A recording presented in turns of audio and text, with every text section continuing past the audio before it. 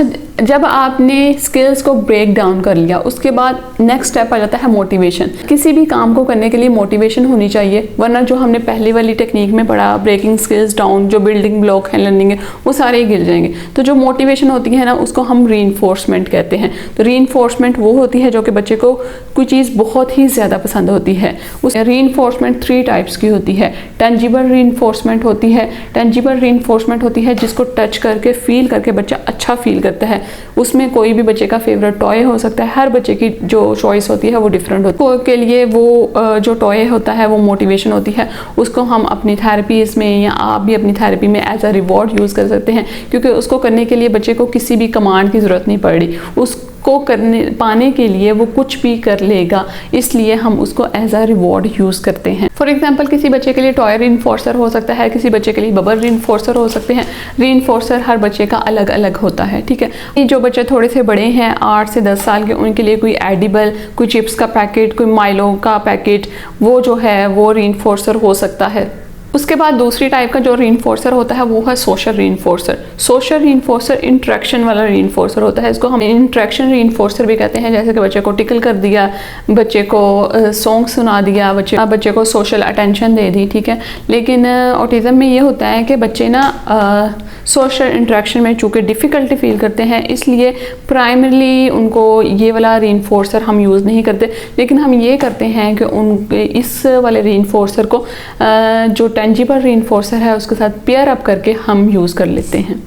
For example, एक बच्चे ने एक एक्टिविटी कर ली है, उसके बाद उसको एक स्लिंकी टॉय जो है उसका रीइंफोर्सर मिला है, उसके साथ हम उसको कह सकते हैं गुड जॉब, वेरी गुड। तो ये सोशल रीइंफोर्सर है। इन दोनों को हम मिक्स करके, पेयर करके यूज़ भी कर सकते हैं, ठीक है। तो उसके बाद जो थर्ड रीइंफोर्सर है वो है ऑटोमेटिक रीइंफोर्सर। ऑटो है ये वो रीइंफोर्समेंट है जो बच्चे को बार बार करनी ही होती हैं। इससे बच्चा अपने आप को सेटिस्फैक्ट्री फील करता है, जिस तरह hand flapping, jumping, tip toe walking, ठीक है। इसको करने से बच्चा हैप्पी फील करता है, ठीक है।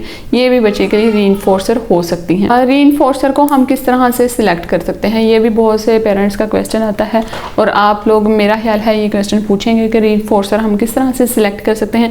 बच्चे के सामने बहुत सी चीज़ें रखें, वहाँ पे वो जिन चीज़ की तरफ ज़्यादा अट्रैक्ट होगा या जिस चीज़ को टच भी करेगा, तो वहाँ बच्चा उस चीज़ की तरफ ज़्यादा अट्रैक्टेड है, क्योंकि बाकी चीज़ों को उसने छोड़ के उस चीज़ की तरफ गया है। तो उसको हम as a reward, as a reinforcer use कर सकते हैं। रीइंफोर्सर को आप किस तरह से देख सकते हो, किस तरह से सिलेक्ट कर सकते हो।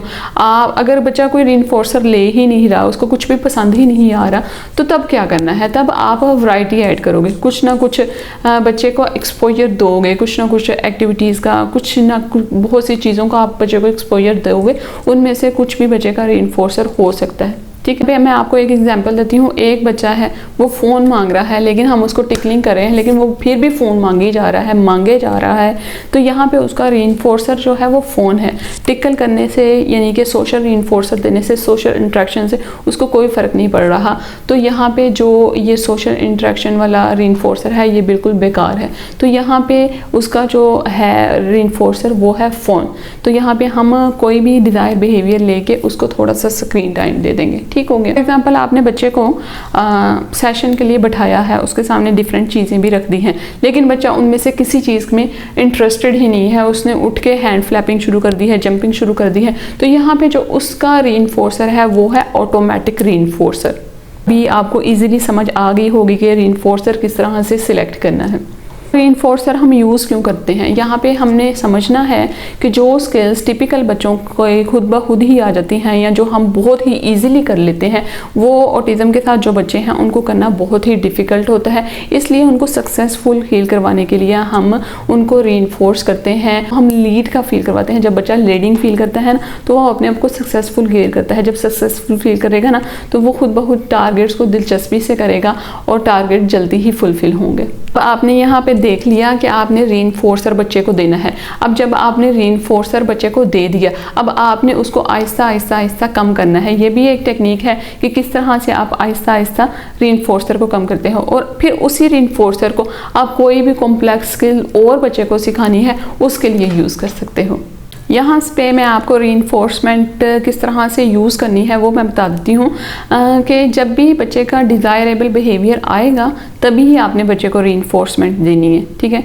ये नहीं कि आपने पहले रीइंफोर्समेंट दे दी या दरमियान में रीइंफोर्समेंट दे दी तो ये ब्राइबिंग में आएगा, वो बच्चे पे कोई इफेक्ट नहीं करेगा, वो बच्चे का कोई बिहेवियर चेंज नहीं करेगा, उससे आपके टारगेट जो है वो फुलफिल नहीं होंगे। हम यहाँ पे ये बिल्कुल भी ये एक्सपेक्ट नहीं करेंगे कि बच्चा एक दूसरे बच्चे को एक टॉय बहुत ही पसंद है तो मेरे भी बच्चे को ये टॉय पसंद होगा, या एक जो टॉय है वो फेसबुक पे या यूट्यूब पे या सोशल मीडिया पे बहुत ही फेमस है तो मेरे भी बच्चे को वो वाला टॉय बहुत पसंद होगा।